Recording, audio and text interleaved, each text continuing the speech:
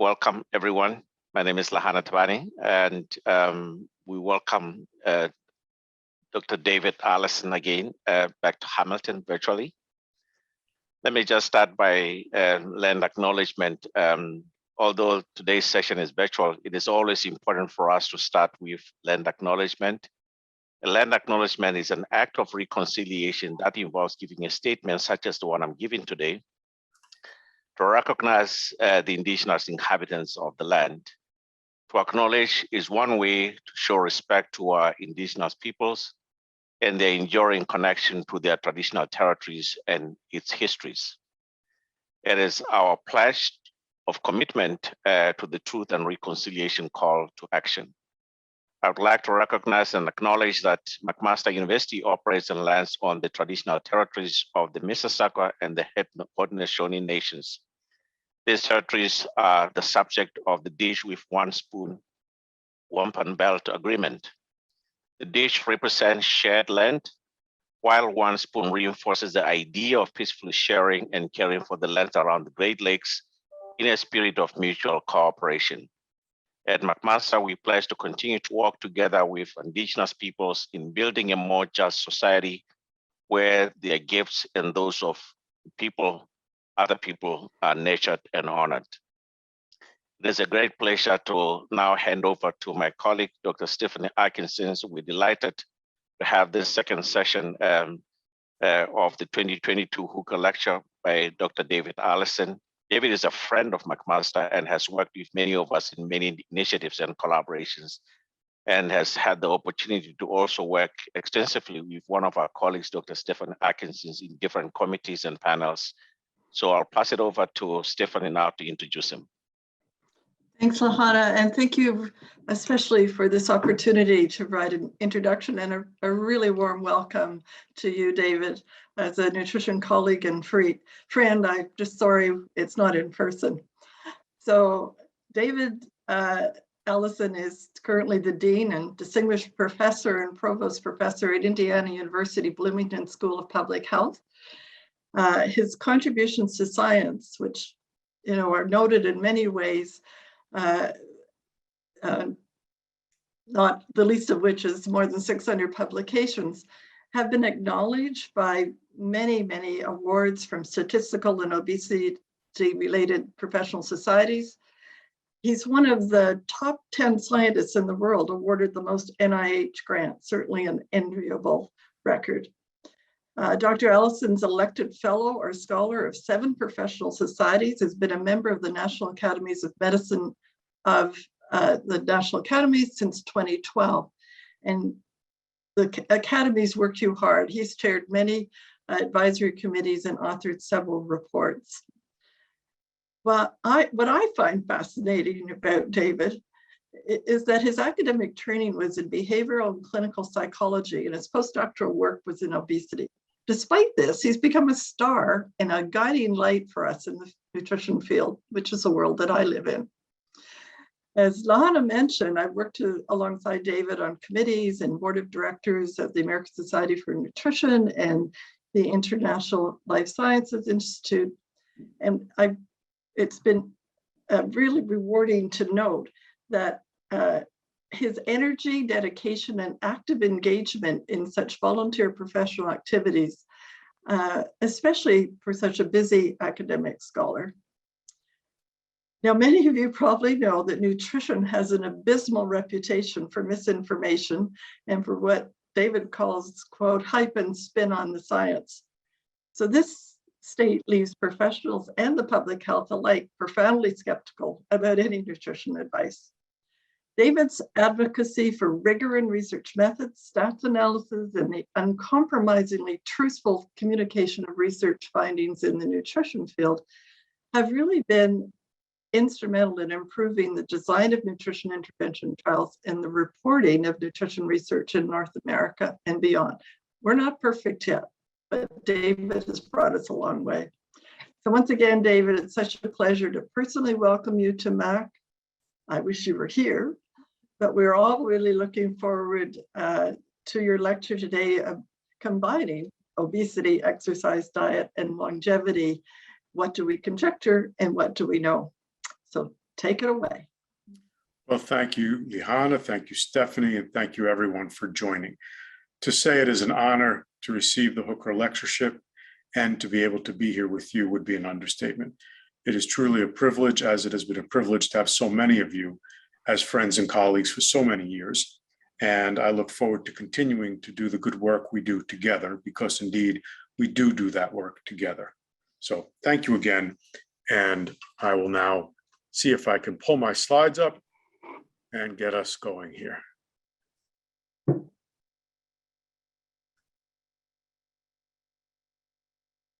All right. I am hopeful that you now see my slides. Yes, we can see the slides. Slideshow mode. Good. Absolutely. All right. So as you heard, I'm going to talk today about obesity, exercise, diet, and longevity. What do we conjecture and what do we know? And a theme of this throughout will be to distinguish what we conjecture from what we know.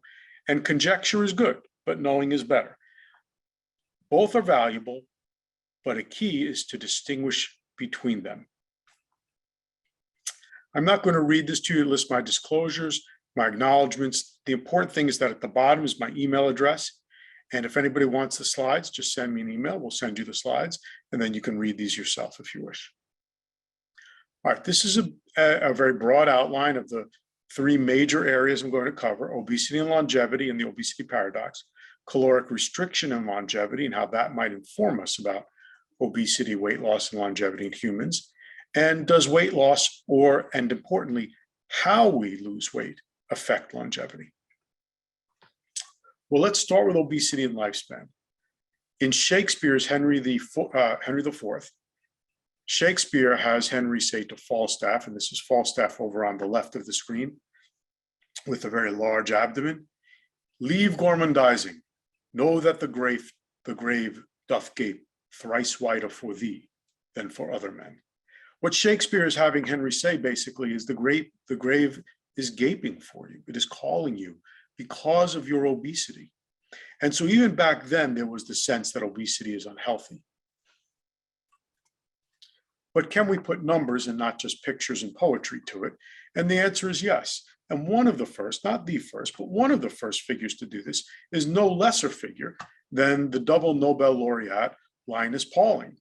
And there's Professor Pauling in the upper left-hand corner. And Linus Pauling published a paper in the Proceedings of the National Academy of Sciences in 1958.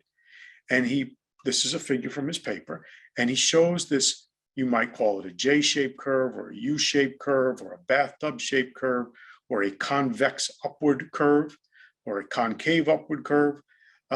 And he's displaying that the part where the mortality rate is lowest is here at this, I don't seem to be able to get my pointer to work, there we go, is here at this medium sort of part. And as you go up, mortality rate goes up, but it also goes up below that. And the exact place in which this bottom, this so-called nadir of the curve lands varies across populations, and how steep this arm of it is versus how steep this arm of it is varies. But this general pattern of this bathtub-shaped curve is almost universal. I don't want to go so far as to say universal, but it's almost universal. What's also interesting is what he had all the way back in 1958. He had this idea of expressing it as delta years of life. That is, what he didn't put as a hazard ratio, an odds ratio, a relative risk. He has years of life lost, and we'll come back to that as well. So anyway, this is just to show that we've known about this for a while, and that people have thought about this metric of years of life lost as maybe being better than hazard ratio, and that there's this U-shaped curve. Now here's a much more modern set of figures. These come from Denmark, and they recapitulate that same U or J-shaped curve. And what you see is different ages. So this is 35 to 49, 50 to 69, 70 to 89, different BMI levels. Just to give you a sense, BMI of 15 is well below normal. The supermodel Kate Moss at her peak of fame had a BMI of about 16.7. My BMI is about 20-ish right now. Bill Clinton When he entered the presidency, was probably close to 30. By the time he left, he'd lost a little weight, got a little stressed, and he was probably about close to 27. 30 is where we say obesity begins. 40 is where we say severe obesity begins. And a top class sumo wrestler would be about 44. So those gives you some sense of BMI units. And what you can see is something very interesting here, that these are big numbers of people, 239 prospective data sets. These are literally millions of subjects, and we don't have a shortage of data. We've got plenty of data. So the idea that we just need bigger studies, no. What we need is different kinds of data and different analyses and thoughtful analyses, and that's what's really vital. And so that's something we need to think about. But you see this thing recapitulating. Now, here's where we're going to loop back, and as I said, here's a hazard ratio. And for those of you who are statisticians, you know what that is. For those of you who are not statisticians, the hazard ratio is the ratio of hazards in two groups you're comparing. So let's say a high BMI group to a low BMI group. And then, of course, you might say, well, what's a hazard? And the hazard is the first derivative of the survival function. And now probably several of you are going, first derivative. Oh, gosh, I've got to remember calculus. What the heck is a first derivative again? And a first derivative is not actually that complicated, but obviously that's perhaps not the best way to talk to a patient or the general public. And so can we do other things?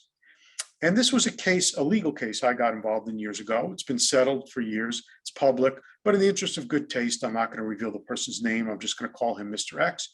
So Mr. X was a real person, and Mr. X was 36 years old, 5'9" tall, 451 pounds, had a BMI of roughly 66. Remember, I said a top class sumo wrestler is a BMI about 44. So 66 is big. Mr. X went for bariatric surgery and died very shortly after the bariatric surgery. There was very little question that the hospital had made a mistake in his aftercare and that they were going to pay. The question was, how much are they going to pay? Now, the way this works is the plaintiff, who is the deceased man's family, his estate, sues the hospital, the defendant. The plaintiff, the family, says, Mr. X was a wonderful father and husband. Mr. X went to work every day, and Mr. X would have earned a lot of money over his lifetime, and he would have tutored his children in math, and they would have gotten into Harvard. And when they got to Harvard, they would have gone to law school, and they would have made a very large amount of money. And so Mr. X's loss is a tremendous financial loss. The defense, of course, argues the opposite extreme. They say Mr. X was in terrible shape. Look, he had a BMI of 66. Mr. X probably would have died next week had the hospital not made a mistake. So from a purely financial point of view, we don't owe you very much. Question is, where's the truth? Where in the middle is that? And so I'm brought in to try to come up with an estimate. And I won't bore you with the statistical methods of how we do that, but we did it. And what we showed is this is, at least at the time, for somebody with Mr. X's characteristics, this is the survival function for a person of ideal body weight. And this is the survival function for a person with Mr. X's BMI. Die much earlier, right? So everybody is alive at the beginning, 100% or one, the proportion are alive, and then they slowly drop off. And this was what we would predict if Mr. X had lost the amount of weight we would expect with bariatric surgery and then kept it off. So what we can say from this is that his life expectancy, if he wasn't obese, would have been 78. Given his obesity, it would have been 56 years of age. But if he had lost the amount of weight that bariatric surgery would have at the time had him lose and kept it off and inherited that risk, he might have lived to be about 64 years old. So there's a lot of assumptions in there. These are all projections, but it's a more meaningful way of talking about this than hazard ratios and first derivatives of survival functions. And so recognizing that, I said, well, if we can do it for Mr. X, why can't we do it for the whole population? And then physicians and others could have this as a way of talking to people.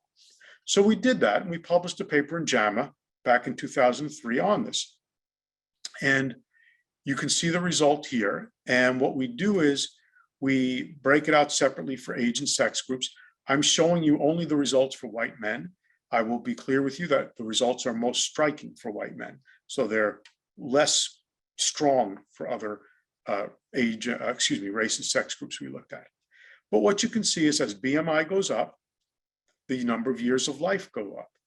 What you may also see is that at older ages, let's say age 70, one loses less life from being obese than at younger ages, let's say in the 20s.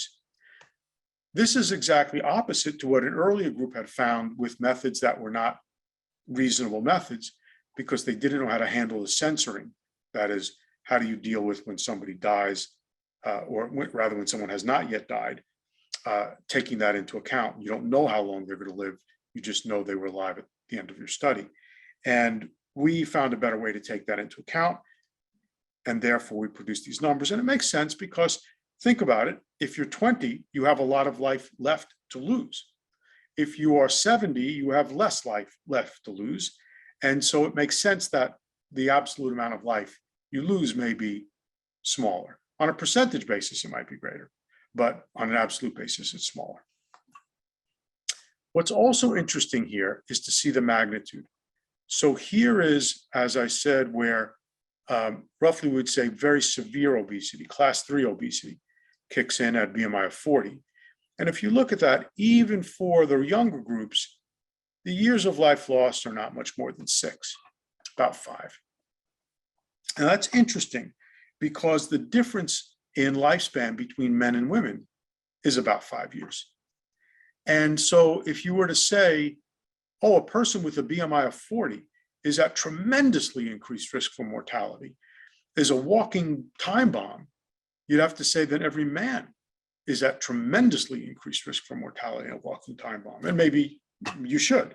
But if we don't see men as sort of all ready to keel over at any moment just because they're men relative to women, then perhaps it's not realistic to think of even severely obese people as all about to keel over at any moment just because they're obese. So these are ways we can work with this. Again, I'm not going to go through the mathematics of it, but rather than this figure on the right, which is sort of your classic figure, which talks about probability of death. Of course, the probability of death is really 1. This means probability of death in some finite period of time. You might then say, well, which finite period of time? And I'd say, well, we really work in hazards. It's like an instantaneous probability or probability in an infinitesimally small time period. And, people made fun of Newton when he talked about infinitesimals in inventing the calculus. And so we think it's maybe just easier to talk to people by looking at years of life lost or expected survival age and just basically flip that curve over. And we show ways to do that here in this paper. Now, earlier, I showed you a paper by Linus Pauling. And in that paper, I showed that there was this U-shaped curve. And people who were kind of in the middle of BMI lived the longest. And much thinner people and much heavier people lived shorter. So that was known in 1958. In 2005, Catherine Flegel and colleagues put out a paper in JAMA, I've given the reference for here. And they showed that among overweight persons, that is people in the BMI range of 20 to 25, there was not a reliable increase in mortality rate. And in fact, if anything, in recent years, there might have even been a slight decrement in mortality rate. That is, people in that range the overweight range, lived a little bit longer, perhaps, than people in the so-called normal weight range. And the media took this like this was candy, and they ran with it, and they made huge amount of noise, and then other people reacted either with pleasure, look at this amazing, shocking news, but it frees us from the tyranny of being told we're obese, or with displeasure. Look at this amazing, shocking news that incorrectly shows that overweight is okay, and we must tell people it's wrong. And to me, none of this was shocking or even new. It was a meta-analysis. How could it be new? Linus Pauling had shown that in 1958. So there was really nothing new about this finding that overweight wasn't associated with a big increase in mortality. But nevertheless, Catherine Flegel received some very substantial attacks after this that were quite inappropriate and uncivil and unscholarly. And she wrote a paper about that, which I've cited here. And I think what's interesting to me is how many of our colleagues went to vitriol and vituper and offered vociferous attacks on her that were just unnecessary and unjustified, instead of just sticking to the facts. One of my favorite stories is about Professor Albert Einstein, who at some point early in the 20th century, under the Nazi era, the government commissioned 100 scientists to put out a book. And the book was written in German, but the translation of the title was 100 Scientists Against Einstein, in which they attacked him for having Jewish physics and said he's wrong. And a reporter went to Einstein and said, Professor Einstein, what do you think about this book, 100 Scientists Against Einstein? 100 scientists say you're wrong. And Einstein replied, if I was wrong, they would only need one. If someone's wrong, just explain why they're wrong. Show the proof, show the facts, show the data. If you have to attack somebody on their credentials or with ad hominem attacks or with sarcasm, you don't have the facts. If somebody says to you, the square root of 2 is a rational number and can be expressed as the ratio of 2 integers, just prove that they're wrong. Right? Euclid did it a long time ago. Just show them they're wrong. All these attacks show that people are unwilling to stick to the facts, and I think we need to hold ourselves to higher standards. Now, going back to her paper, what Catherine Flegel showed that was new, and to me was and remains fascinating, is that the years of life lost,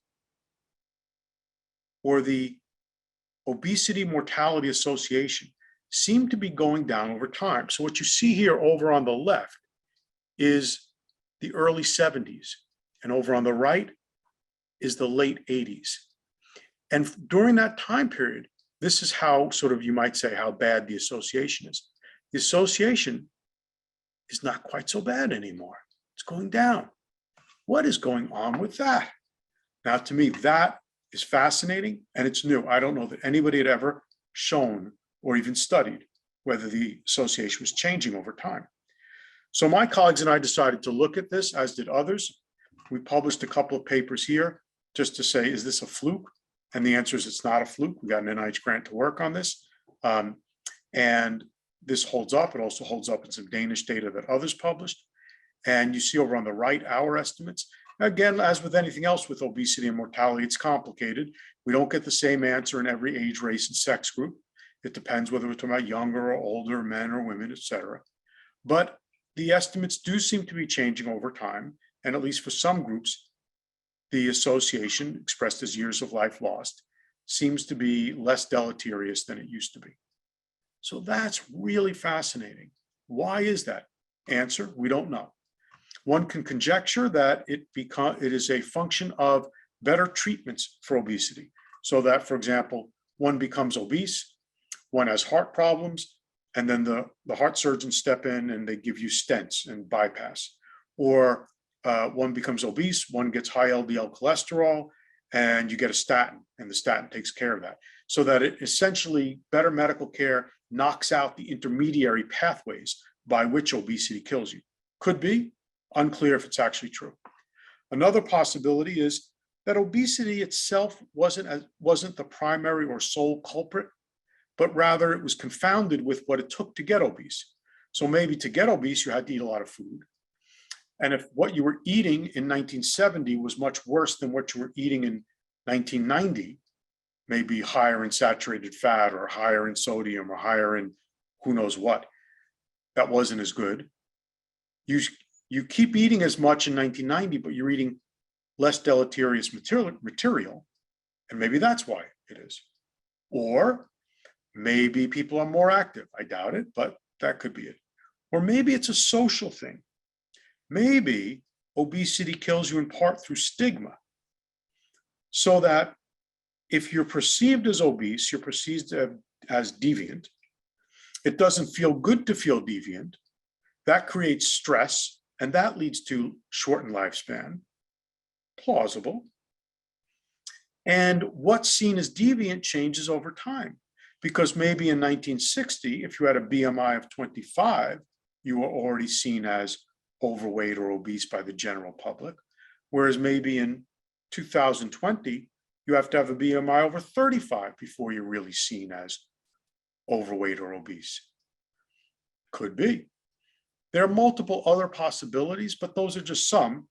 And we have another NIH grant, Greg Pavella, myself, and others are working on that now. Now, this is another thing that I thought would be just fun to show you some recent work we're doing.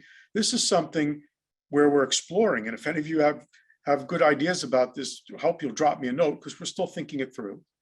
But this also, again, came out of my legal consulting work, where often I am asked to provide an estimate of how long would somebody have lived.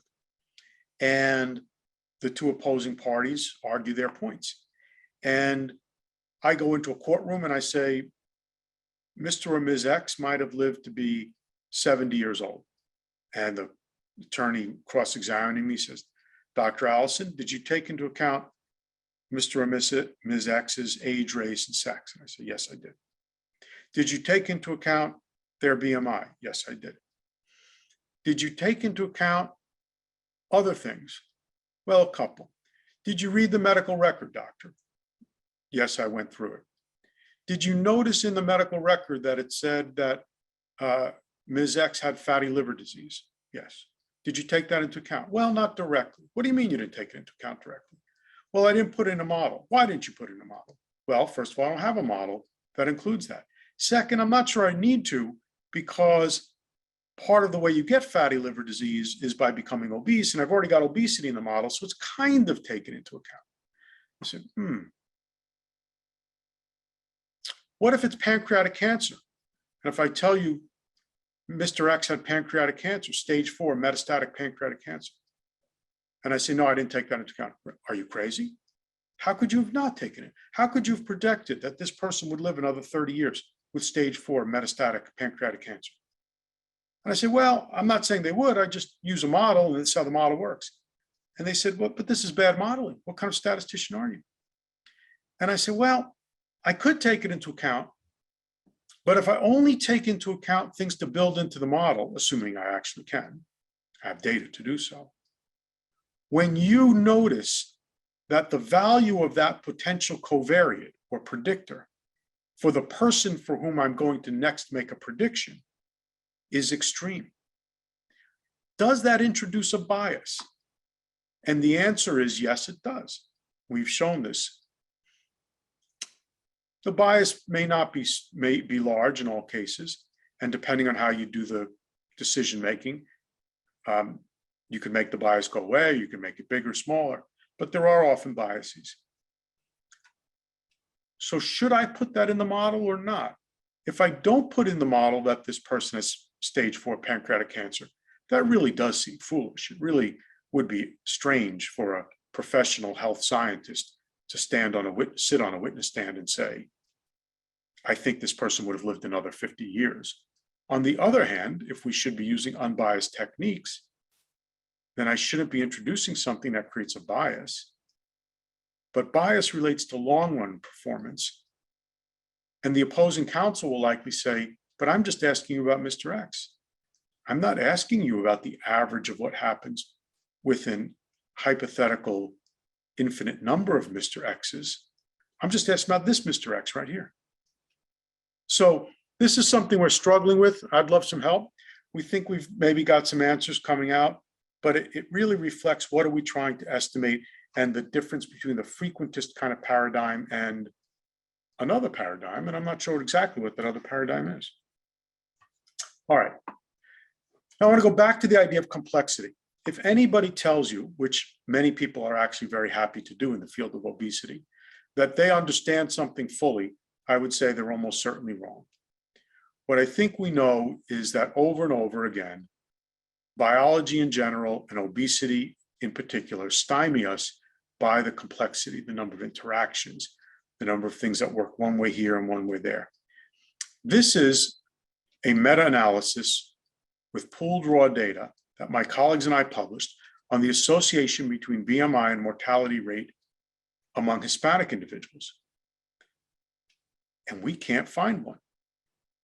That is, we can't find an association. These lines are flat. They are not bathtub shaped or J-shaped or U-shaped or concave upward. They're flat. So this is something we're struggling with. We've shown it in another data set as well. We don't know what to make of this. Could be bad data. Could be we didn't analyze it in the best way.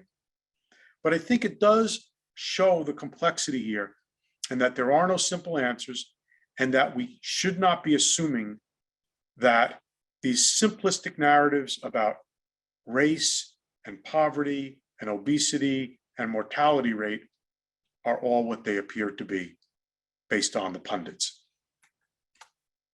All right. Now, some of you may have heard about the obesity paradox. And the obesity paradox involves this.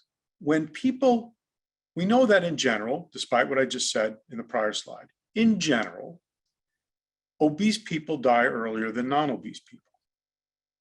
And yet, when people have major illnesses or injuries and come into hospitals and get treatment, often it seems that the obese people live longer than the non-obese people. And that seems paradoxical. And what's going on with that? So I want to give you an analogy here. I've just said that for non-injured people without serious injuries or serious diseases, it seems like obesity is associated with earlier death. But for people with serious illnesses or injuries, it seems like obesity in some cases is associated with longer life. All right. Let's look at this person here, and he's wearing this thick padded suit. Now, I want you to imagine that you and I are going to go for a walk, a hike in the Grand Canyon. And we go to an outfitter who's going to set us up before we go on the hike. And the outfitter says, now, when we go out there, sometimes we're going to be walking right on the edge of a ledge. It's a cliff. And if you fall in, it's really bad because it's a very high cliff.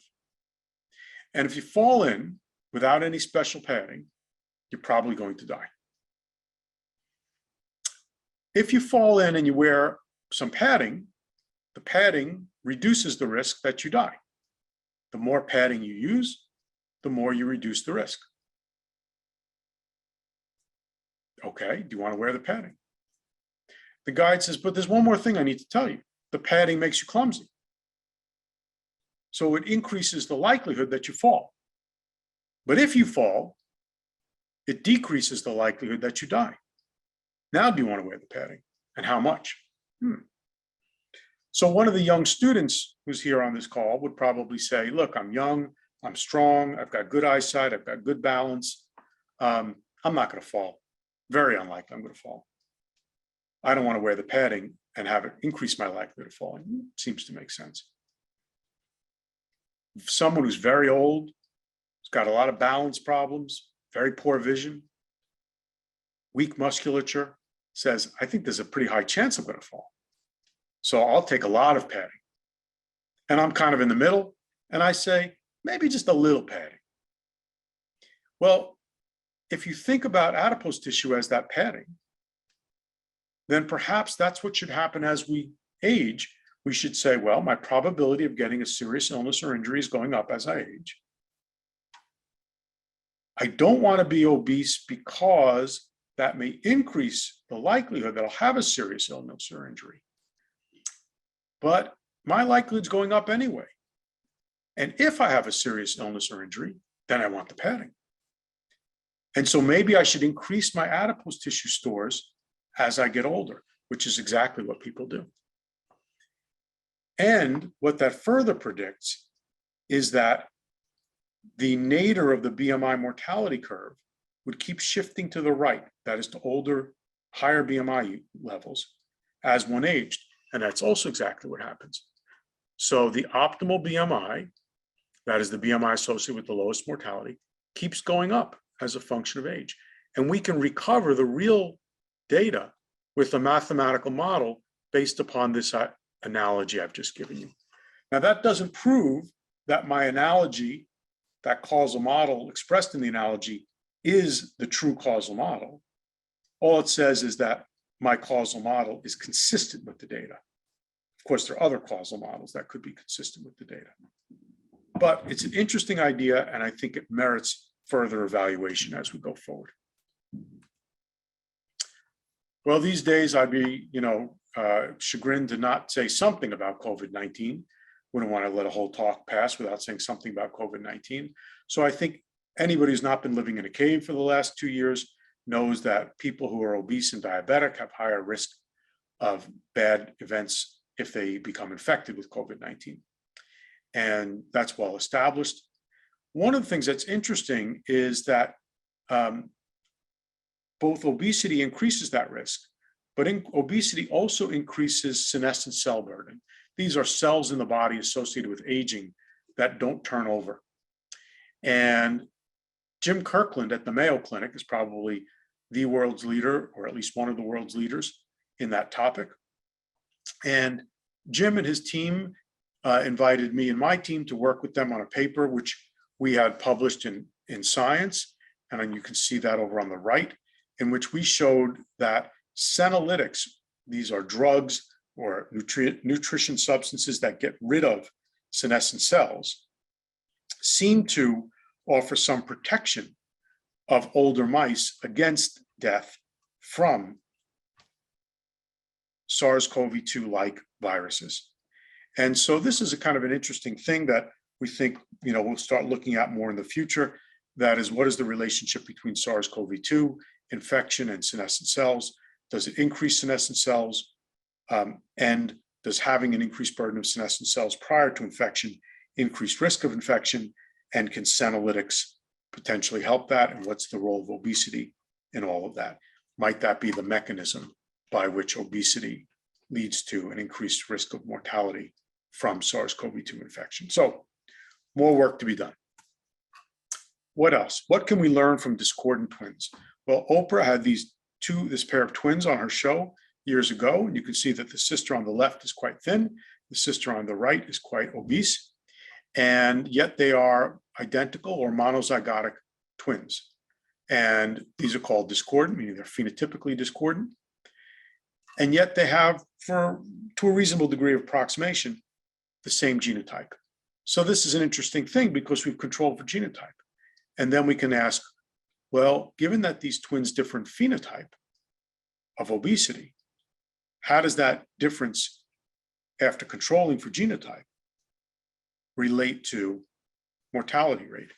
And there have been a couple of studies like this, and it's interesting. One study by Carlson et al. Said, our findings indicate that there is an association between high BMI and mortality with CHD that is not explained by genetic confounding. In other words, the twin with the higher BMI was more likely to get coronary heart disease and die from it.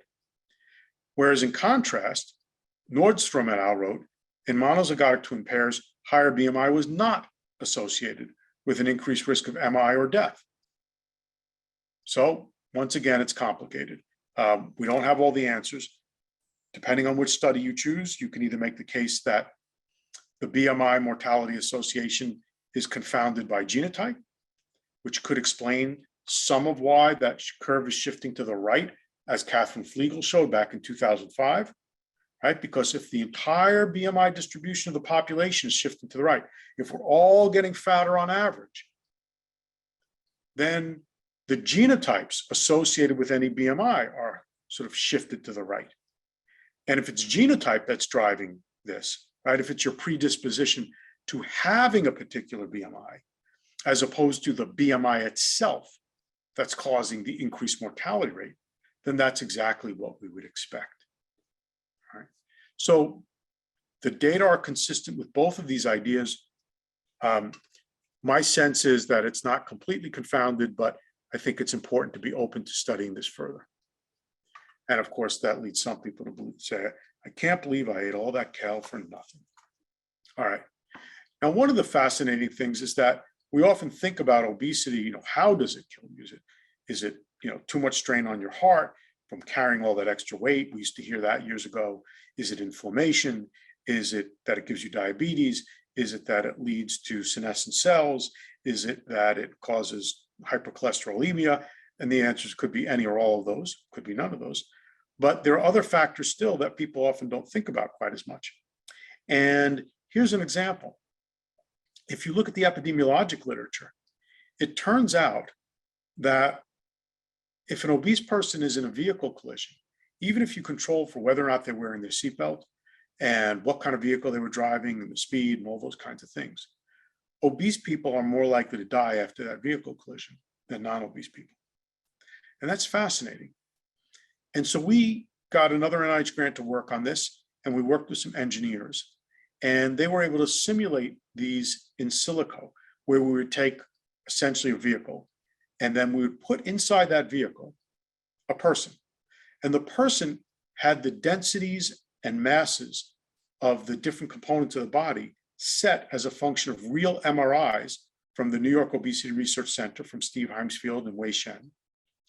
And we took those real MRI values, gave them to the engineers. The engineers then in silico built bodies that had those characteristics, put them in vehicles, crashed those vehicles into walls, and then see what happens. And what you see is this. See if I can get this to work. See the non-obese person over on the left and the obese person over on the right. And you see that the obese person is being driven a little bit harder into the steering wheel than is the person on the left. Why is that? Because force equals mass times acceleration. They have more mass and the same acceleration, therefore more force. It turns out that this is primarily true for men, though. For women, you don't, and that's because women tend to have more of the mass here, and men tend to have more mass here, and this acts as an anchor, and this acts like a driver. And so one way in which obesity kills you is by making you more likely to die in a vehicle collision. And that's not only interesting, but it's also important because it leads to an actionable solution, which is design cars and airbags and seatbelts differently. And so we think that this is potentially a good contribution. All right. Now, how about caloric restriction and longevity? Well, whether people have looked in yeast, rotifers, water fleas, nematodes, fruit flies, spiders, fish, hamsters, etc., all the way up to dogs, caloric restriction without starvation prolongs life. It's very consistent. It's not perfectly consistent, but a very consistent result. We've even shown it in Northobranchus fraseri, the shortest known lived vertebrate species.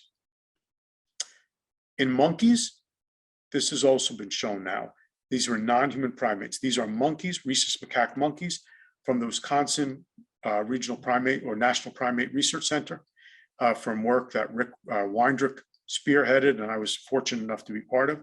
On the left, you see a control monkey. On the right, you see a calorically restricted monkey. They are the same age, and you can see how much better that calorically restricted monkey lives. Now, does it make them live longer? And here's where it gets interesting and complicated again. If you are a rhesus macaque monkey in Wisconsin, you betcha, it does make you live longer. If you are a rhesus macaque monkey in Poolesville, Maryland at the National Institute of Aging, apparently not. It makes those monkeys healthier in Poolesville, Maryland, but it doesn't seem to make them live longer. And Mark Beasley and I had the privilege of serving as the statisticians for both of these two projects. These are the only two randomized trials of caloric restriction in a non-human primate and longevity. And we were able to show with the raw data that not only are these results different, but they're statistically significantly different. That is, there's an interaction. And we don't understand it, but that's quite interesting that caloric restriction makes monkeys live longer in Wisconsin, but not in Poolesville, Maryland. Lots of hypotheses about why. In the end, no one knows with absolute certainty. One might think it was the diet. So let's talk about diet a little bit. Diets low in protein and high in carbohydrates are associated with, but not necessarily shown to be causal in randomized experiments, greater lifespans in ad lib fed animals. So Rafa DeCabo, who's a very smart guy at the National Institute of Aging, took the Wisconsin monkey diet and the Poolesville, Maryland monkey diet, and he ground them up and he turned them into mouse pellets. The Wisconsin diet is high in sucrose. It's a tech lab diet, laboratory diet, high in sucrose. And IA diet is more like a whole foods diet, low in sucrose. And then he fed this to the mice. So he had calorically restricted, not calorically restricted, Wisconsin diet, whole foods diet. Diet composition didn't matter one iota.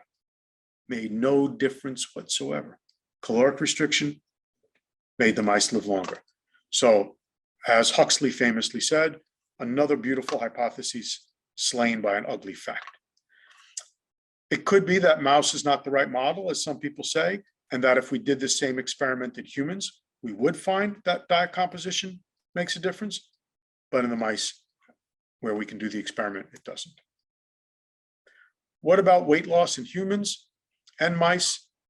We can show that in rodents, if we make animals obese and have them then lose weight, as we did in a study of mine over on the left-hand panel, that we do get greater longevity.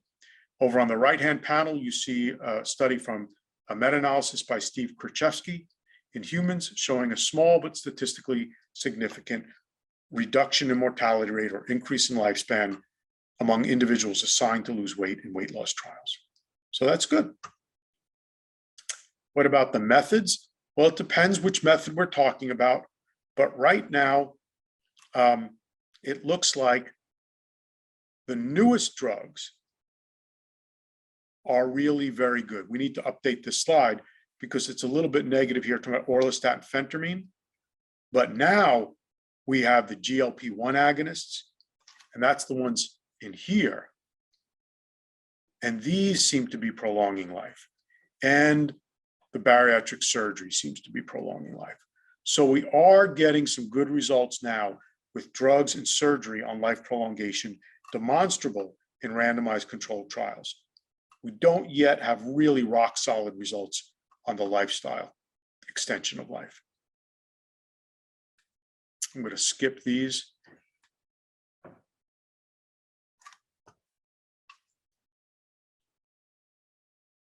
One of the things that many people say is, but what about weight cycling?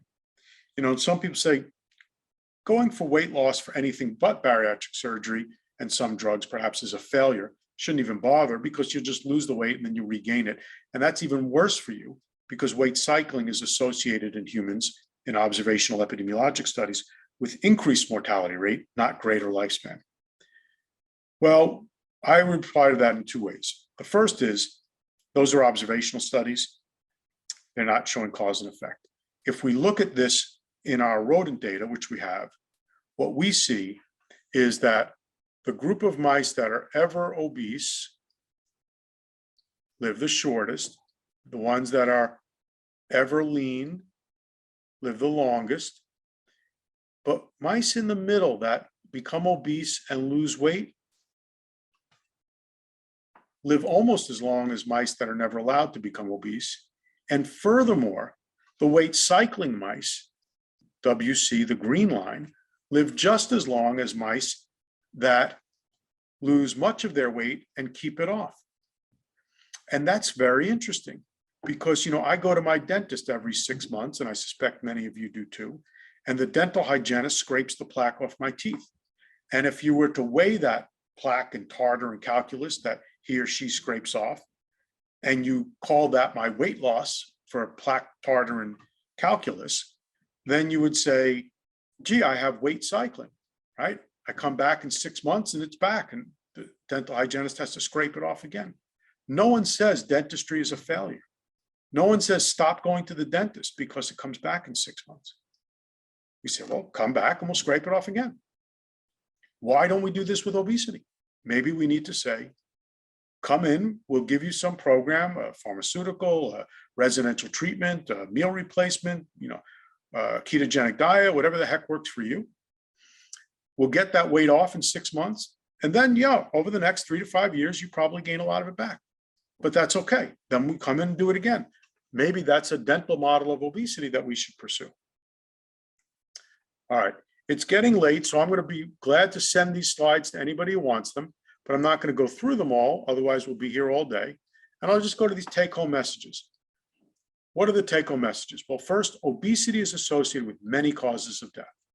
Among people with obesity, losing weight by most currently recommended strategies seems to increase longevity, especially in the case of bariatric surgery and some of the newest drugs like GLP-1 agonists and SGLT2 inhibitors. Differences exist by age and race and sex in the relationship between obesity and longevity. Caloric restriction increases longevity in laboratory animal models. Some pharmaceuticals may mimic the effects of caloric restriction by increasing longevity, but not necessarily all. That is, not every drug that causes weight loss will necessarily cause or does cause increased longevity. The level of BMI that seems to be too high appears to have been increasing over the last few decades for reasons that we don't understand. And finally, let's go for a hike and get some exercise. So as Jean-Jacques Rousseau said, let us take this path through the woods. These are some of our woods in Bloomington, Indiana. I invite all of you to come down and visit, come on a hike with us, and we'd love to talk about these ideas with you. Thank you very much. That was fantastic. Thanks, David. So we'll open it up for questions. If you can stop sharing your slides, David, and then I'll be able to see hands going up. Good, and I'm going to be here, but I'm going to turn my camera off for a minute so I can lower the blinds and hopefully not look like a candle anymore. No, not a problem at all. All right. Any questions for David, comments?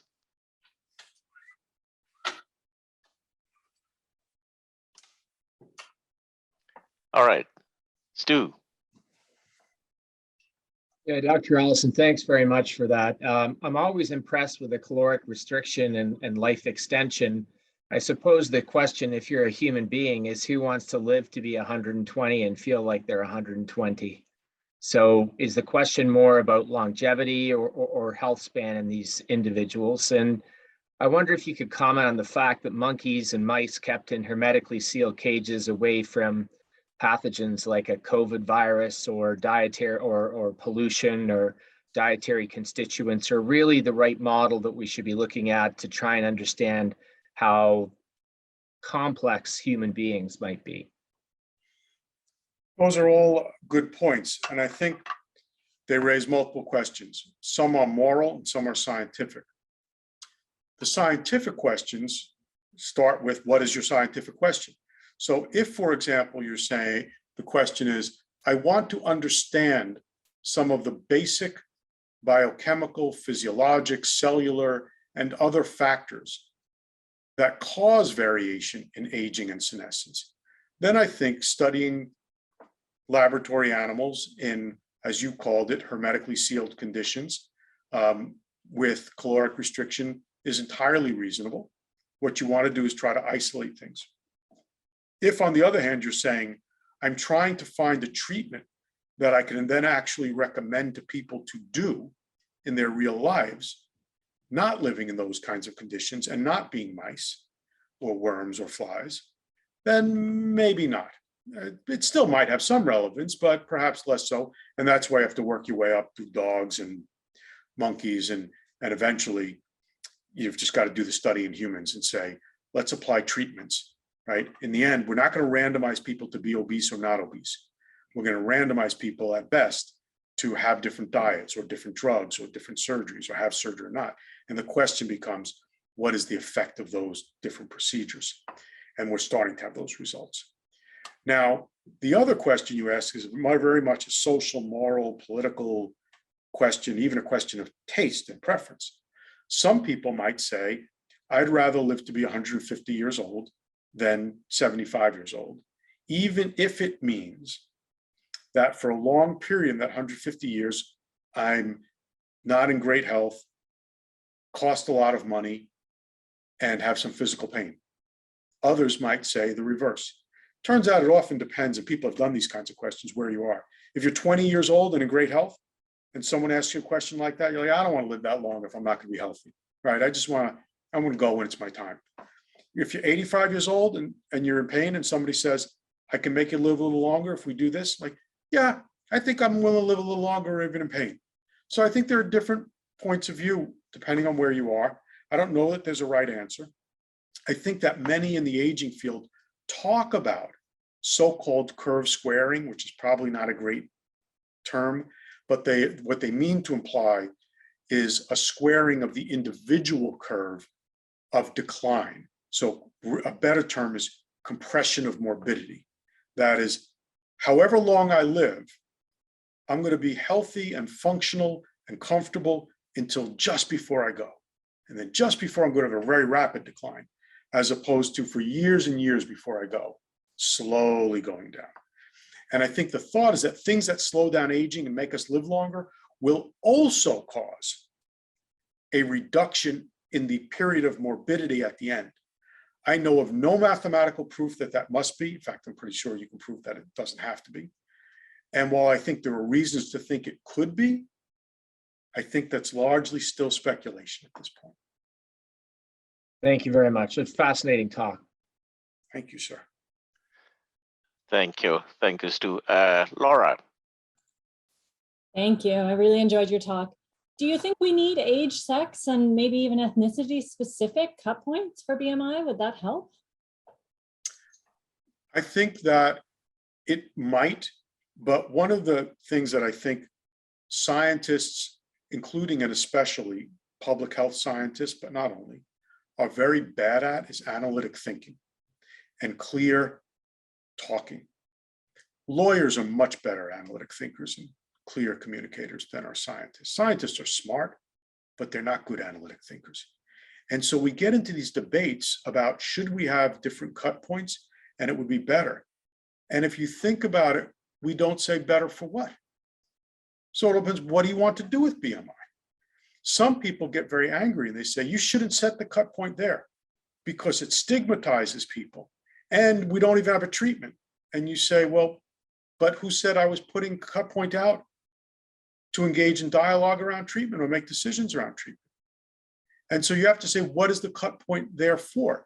Is it to count how many people are at increased risk? Or is it to decide who gets treatment?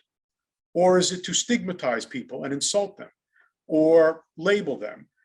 Those are all different goals. Hopefully it's not to stigmatize and insult them.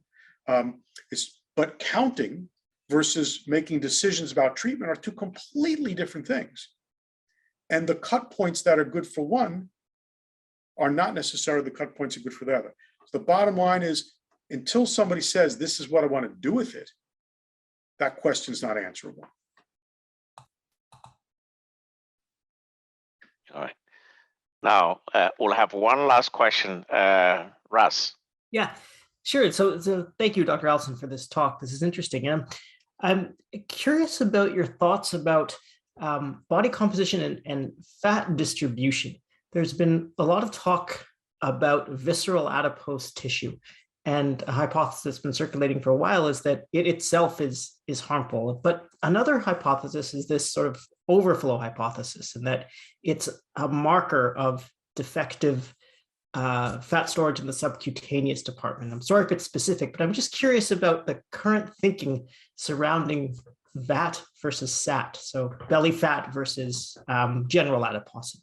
Thanks very much. Sure. Curious, you know. This has been hard to nail down. The epidemiologic evidence is very clear that greater visceral adiposity is associated with more deleterious outcomes than is greater subcutaneous adiposity. But there are many different visceral depots, right? The viscera, if you go to just a straight dictionary definition, includes the fat that's in your brain, which we typically don't measure with most things that we measure. So one is which visceral component we're talking about: omental, mesenteric, fat in the brain, interstitial fat, et cetera, et cetera. The second thing is it's hard to nail down because there are species differences. So Nir Barzilai and I, it was Nir's work, I was lucky enough to ride his coattails as the statistician on it, looked at rats, and Nir randomly assigned rats to either be calorically restricted or just overweight, or have their omental fat, about 2/3 of it, surgically removed. versus sham surgery. They found is that surgically removing a lot of the mental fat made them live longer. Not quite as long as caloric restriction, but about halfway as long. So that's really good. So if you're a Sprague-Dawley rat, you should get some of your mental fat cut out. But people have done these in humans, and it doesn't look so salubrious in humans. Now you could argue, but you need a bigger data set. The data sets were too small. The follow-up wasn't long enough, et cetera. So I don't know that we know the answer, but my friends then who are endocrinologists and physiologists like Sam Klein, can they say, wait a minute, you have to understand the whole anatomy and physiology of how fat drains into and out of the liver and so on is different in a rat than a person, to which I'd say, Sam, you're the man, it's not my domain, I can do the statistics. So I don't think we just don't know the answer yet, but I do think we need more treatments that can selectively reduce depots of fat and then be able to answer that question, because I think it's got to be the intervention. As Don Rubin says, when we talk about the causal model or causation, it's always by the counterfactual. It's always if this versus if not this. And what is this? This has to be a treatment. Even if it's a treatment we can't do, it at least has to be a treatment we can conceive, like putting in a monoclonal antibody against a fat cell somewhere that gets rid of it. Great. Thanks so much. Thank you. Thank you. That was fantastic. Well, it's 5 o'clock. I'm going to thank all of you and thank David for really taking the time to be a guest for this week. But I'm going to pass it over to our chair, Dr. Alfonso Orio, to say, a hearty thank you on behalf of all of us. Thank you, Liana, and it's really a great pleasure. Another very, very fascinating lecture, David. Thank you very much for being with us until so late. It's also nice that this was the last moment of the day for many of us, and we can go on reflecting on how much you can learn when you look at data with an open mind and with this challenging attitude of always trying to compute what is the first appearance, maybe to confirm it most often not. Thank you very much again on behalf of all of us. I know we have asked a lot of your time. We will ask some more tomorrow morning. It might be a smaller group. It's our MPH student mostly. I'm quite sure they will be having different opportunities after spending time with you. Thank you on behalf of them as well. And to everyone, have a beautiful evening. Thank you, everybody. Take care. Thank you. Thank you all. Bye-bye.